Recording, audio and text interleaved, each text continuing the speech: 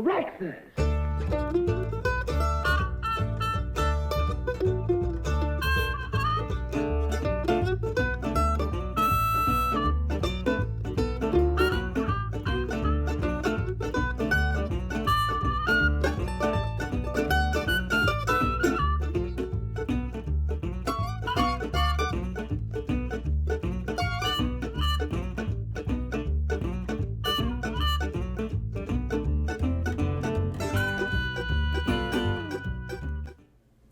Good morning, and welcome to Comics for Breakfast.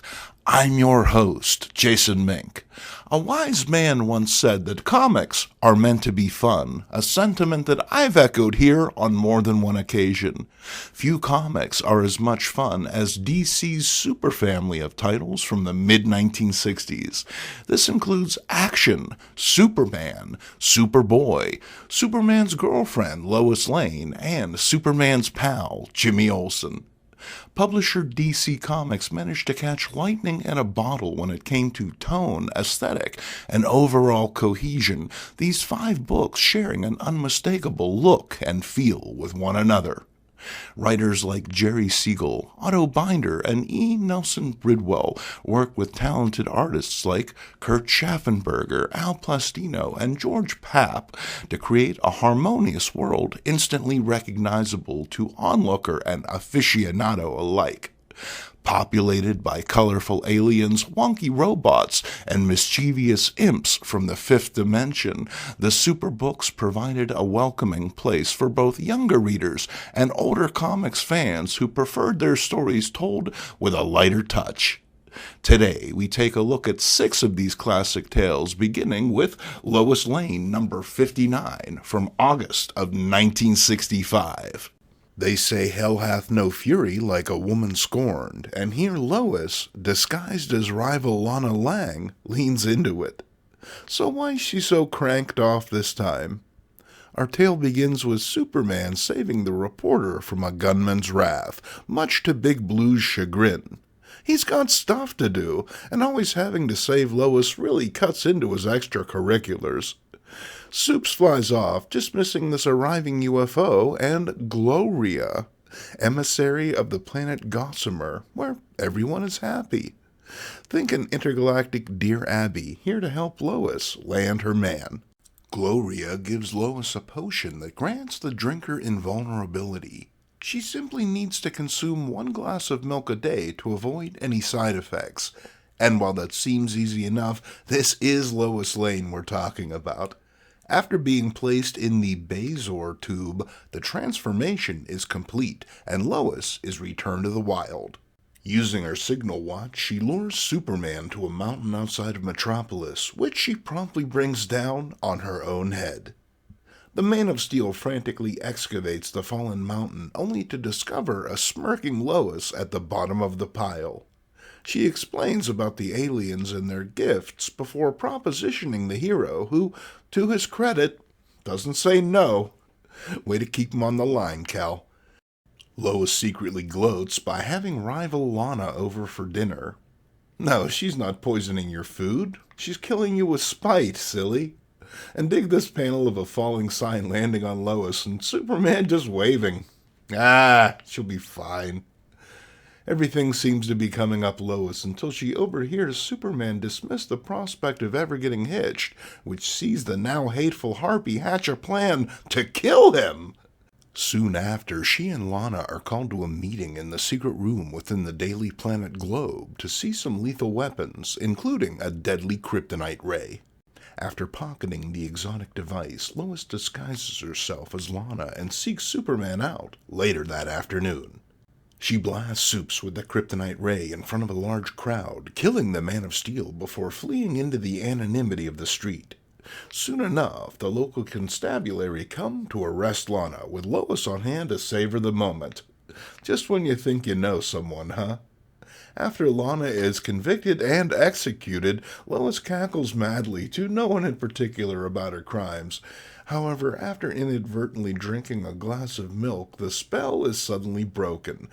Remember how Lois was supposed to do that? Because Lois sure didn't.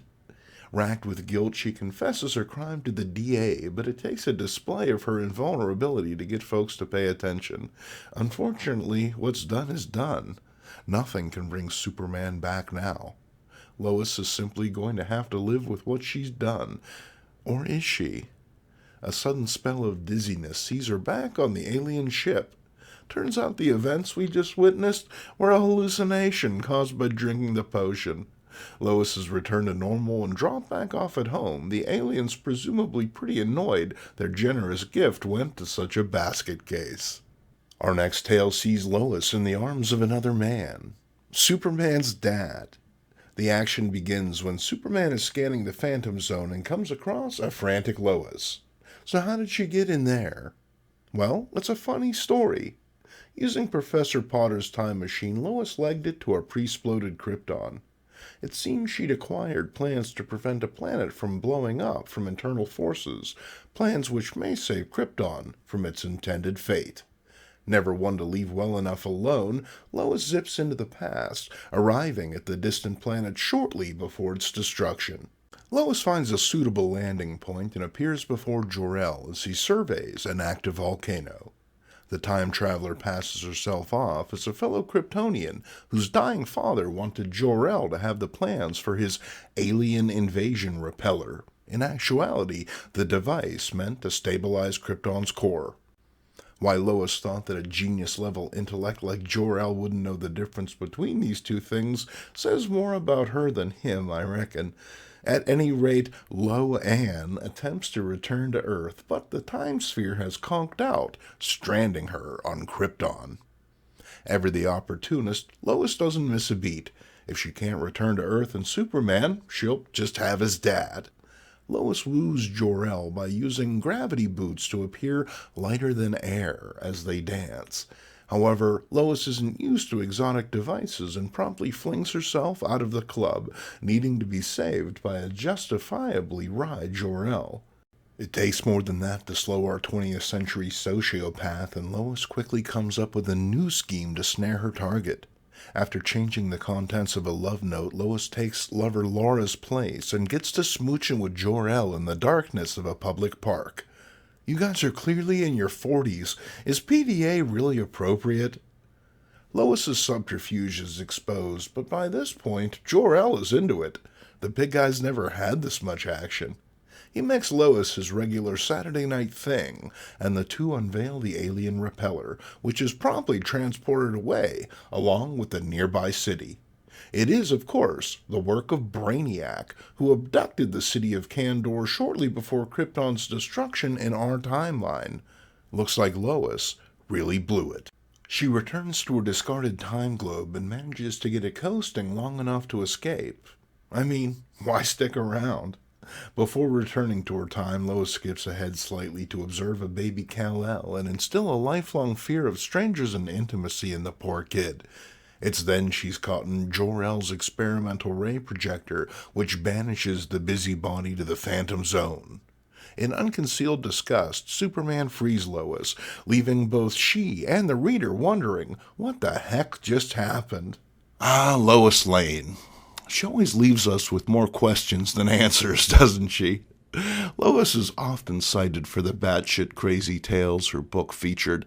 Unlike other feminine characters of the time whose stories were rooted in real-world concerns, Lois's adventures could be as baffling as her male counterparts, seeing the intrepid reporter transformed into a witch, a phantom, and the fattest girl in Metropolis, among other things. And while it wasn't exactly great literature, well, it wasn't meant to be. These stories were intended to be read and enjoyed, not dwelt on, with seemingly world-shaking events forgotten in the space of a single issue, circumstances and situations comfortably reset to one by the next splash page so as not to confuse the casual reader. There's little thought here to continuity or canon, which is to the story's benefit. Anyone can get up to speed with just a passing knowledge of these characters. It proved to be a winning formula. Let's jump on over to Action Comics number 323 from April of the same year. Having been Superman's home since the character debuted in the premiere issue, the title had seen a lot of changes. By 1965, the book had grown a bit podgy, Superman coming to appear old-fashioned and inflexible to younger readers. So, how does he fare here? Well, let's find out when we join Clark Kent in the big house. Clark Kent? In the big house? What could our hero have done to warrant such a fate? The Daily Planet is the scene of sudden chaos as the police appear to arrest Kent for the crime of blackmail. They even find loot in the reporter's desk, leading to a startling confession and the star reporter's incarceration. But let's turn back the clock to events immediately preceding the arrest. Seems Clark has been chosen by the prison warden and the governor to help ensnare Larceny Luke Damon, a criminal who's stolen a fortune in radioactive materials from a metropolis hospital. And while Damon was quickly apprehended, his stolen goods remain unaccounted for. Kent, acting as a convict, is to win Damon's trust and learn where the stolen goods are. With that, Kent is placed in a cell with Damon, who proves to be a lousy bunkmate. Lucky for him, his experience as a reporter is to be put to use in the prison newspaper. Kent writes an unflattering piece on fellow criminal Big Monk Flint to create conflict, and it works, with Flint dumping his lunch on Kent's head. The incarcerated reporter gives as good as he gets, ending up in solitary confinement for his troubles. This is a benefit, as it leads to Damon rethinking his position on Kent. It also allows our hero to slip out of jail unnoticed and do Superman-y stuff, like get kittens out of trees or give aid to the military-industrial complex. With that, he returns to his cell, where he enacts a hunger strike to get people talking. What a drama queen. But fear not, he's still getting 3 squares a day from Joe here. Never mind the fact he doesn't really need to eat. Steak! A hunger strike is effective in getting Kent sprung from solitary, and he's returned to the general population. His active defiance has made him popular with all the Vic Tayback-looking convicts, including Damon, who's given this little show to really lay it on thick. After seeing Kent reject his old life, Damon decides his bunkmate is maybe trustworthy after all. That's when things go sideways. Instead of being released, Kent is placed in another cell. When the warden appears, he doesn't seem to recall their plan, claiming Kent is just a criminal who shares the reporter's name. Kent tries to resolve the issue by having Perry, Lois, and Jimmy come in to vouch for him, but, astonishingly, they don't recognize their longtime co-worker. A now perplexed Kent struggles to put the pieces together. Turns out the scam has grown even more complex. It's a move by the governor to hedge his political bets. Kent is now to escape prison, and he shouldn't worry about being shot at by the guards. It's all been worked out. Only it's not, as the guards open fire upon the escaping reporter. And remember, nobody knows that Kent is Superman, so at this point, he'd be dead. Now we discover what's really going on. Turns out this isn't the warden at all, but his evil double, Blackie Blake. Criminals have abducted the warden so they could bug Kent's cell and learn where Damon has hidden the stolen goods. In the process, they learn that Kent is a plant, so they set out to foul him up. The pursued reporter hides underwater until the criminals think he's drowned, then head off to steal Damon's treasure. Only it's Superman they end up digging up. The Man of Steel collars the villains, returns the radioactive materials, and gets to the bottom of the jailhouse confusion. Turns out the pane in the jail visitor's booth was swapped with carnival glass, distorting Clark's reflection, making him unrecognizable to his friends. I don't know, to me it just looks like he's been eating a lot of steak. Pretty nutball stuff. Writers were a bit hamstrung when it came to stories featuring Superman, whose powers and abilities made creating meaningful conflict for the character a difficult proposition. Instead, Superman was more often than not forced to think his way out of situations, which I suppose makes for a pretty good example, but also raises some serious questions. I mean, the whole time Superman was playing along in this cockamamie scheme, crime rolled on unabated through the city. Was catching this one guy really worth all the theft, misery, and murder caused by Superman not being on hand to solve those other problems? And it's a good thing that Lois chose not to fall out a window that day. Next up, it's Superman's pal Jimmy Olsen, number 94, from July of 1966. Now, it's been a minute since we've talked Olsen here on Breakfast, but rest assured, it's not for lack of great stories. Indeed, we've barely scratched the surface. Let's join the intrepid cub reporter in a tale that could only be called Insect Olsen versus the Bug Bandits. Far from Earth, Superman aids a dying world. He's helping to irrigate an alien planet and isn't home to keep the peace. Subsequently, the Bug has launched a crime wave in Metropolis. Huge remote control insects have been wreaking havoc in the city, and it's up to the Ginger twins to help. Remember that time Lana was given a special ring by a benevolent alien that allowed her to change into any insect of her choosing? Well, she's already used it once today, so she slides it to Jimmy to spite her up. Spying a falling citizen, he literally pulls the solution out of his ass and saves the falling man. Lana leaves, entrusting him with the insect ring. Jimmy gets to talking to the man. Turns out he's a private eye on the trail of the Bug, whose goons smoked him out from his hiding place. And while the bad guys have escaped, the PI managed to record a discussion of their next 3 crimes, which he gives to the cub reporter to take to the police. But this is Jimmy Olsen we're talking about here, folks.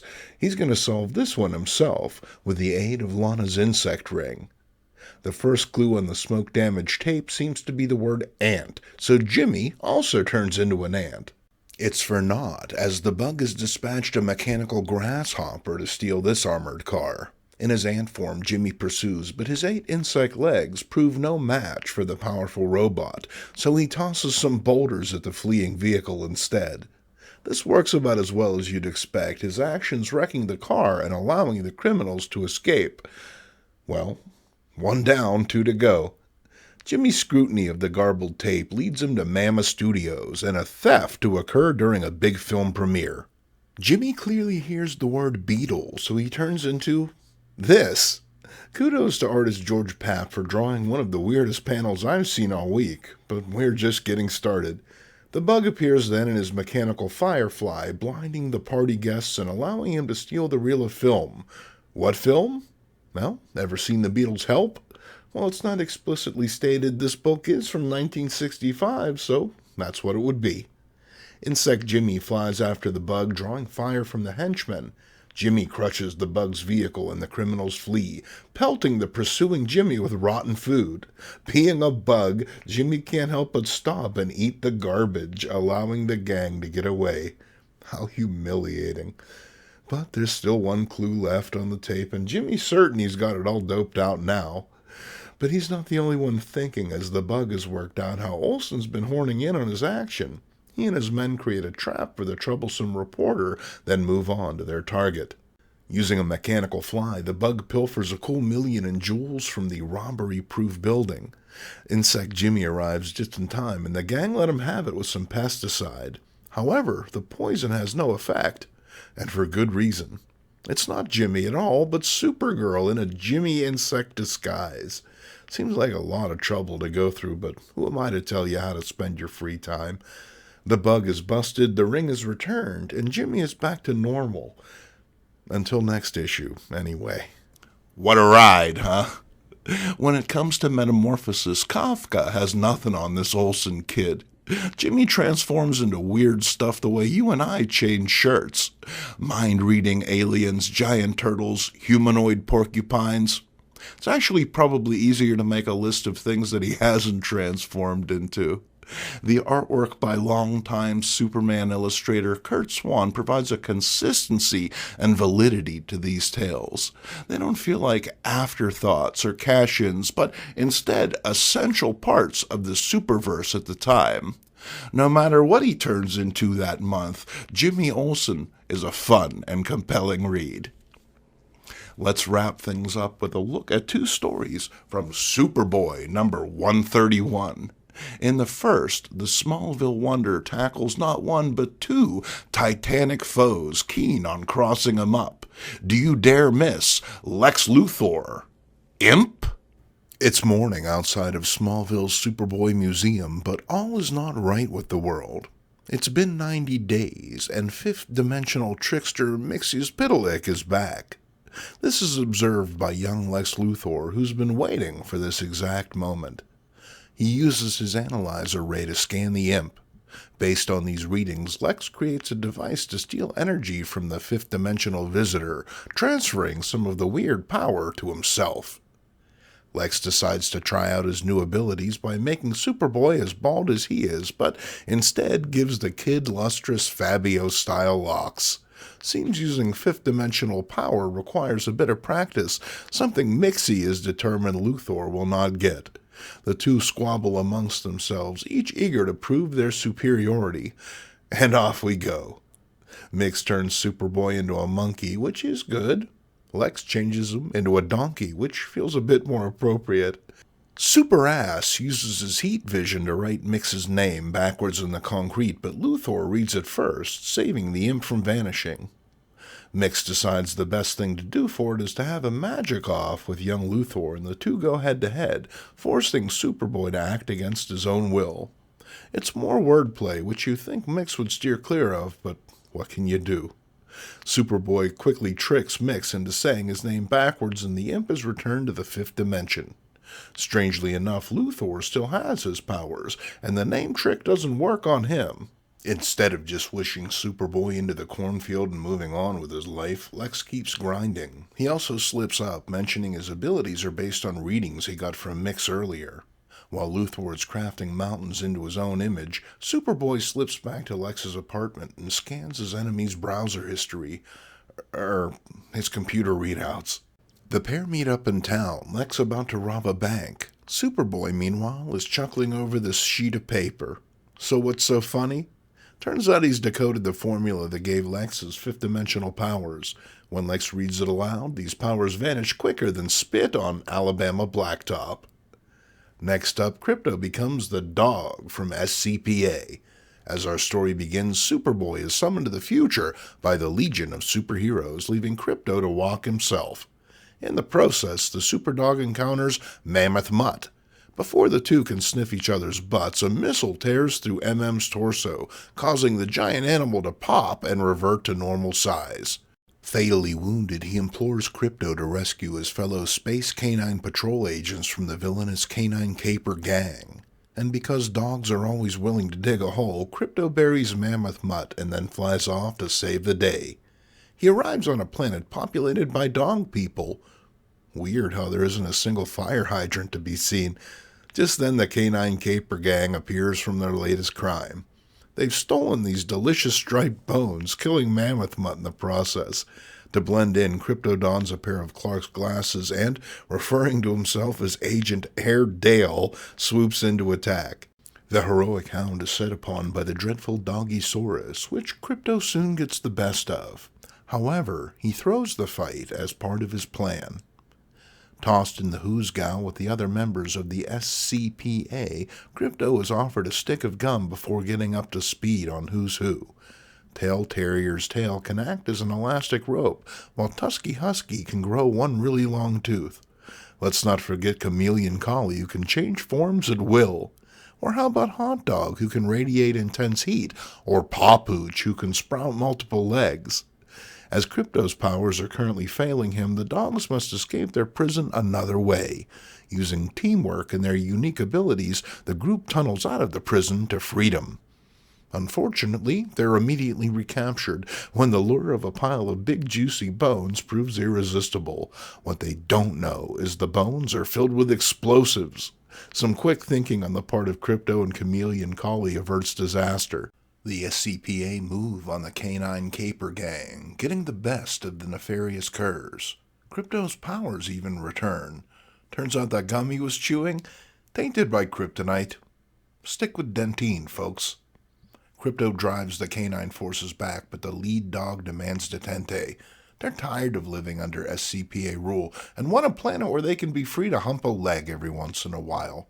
In a brilliant move, Krypto acquiesces, but in the end, it turns out to be a fate far worse than death, as the malevolent mutts are dropped off on a planet populated entirely by cats.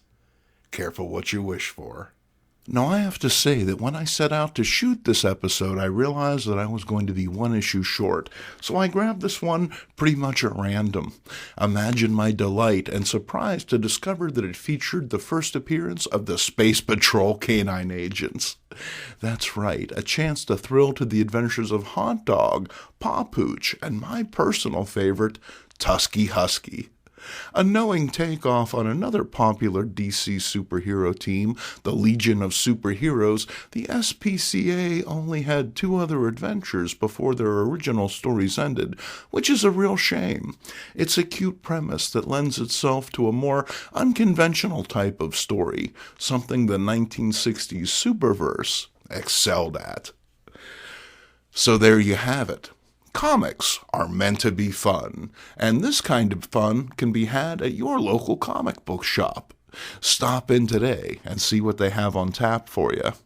I'm Jason Mink, and I hope to see you next Sunday at breakfast.